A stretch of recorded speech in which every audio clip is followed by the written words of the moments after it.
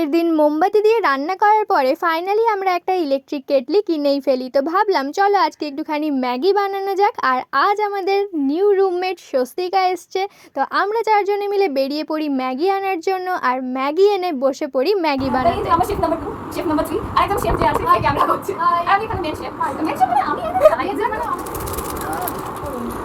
এই জল মানে জল গন্ধ আমাদের ম্যাগি পুড়ে গেছে। আমাদের জিবা ফিল্টারের মতো ম্যাগিও পুড়ে গেছে। ঠিক আছে, এটা কি হয়ে গেল? তোমার ম্যাগিটা অক্সিজেন পুড়ে গেল। কি এত গল্প জুড়েছি আমরা কলেজ কেসে খাওয়া। গন্ধ দারুণ বেরোচ্ছে, আর একটু ভালো গন্ধ বেরোচ্ছে। প্লিজ লোভ দেবেন না, কারণ আমাদের এমনি শরীর খারাপ হতে থাকে। প্লিজ এই যে পুরো ম্যাগি আমাদের লাগবে হয়ে গেছে। ভাগ করা, কারণ সবাই বলে না আমারটাতে বেশি হয়ে গেছে, আমারটাতে কম হয়ে গেছে। আর আমি ওরকম অ্যালিগেশনস তো চাই না। ও বাবা, ওই একটা করে কালো কালো হয়ে গেছে। কেমন একটা লাগছে এখানে দেখতে।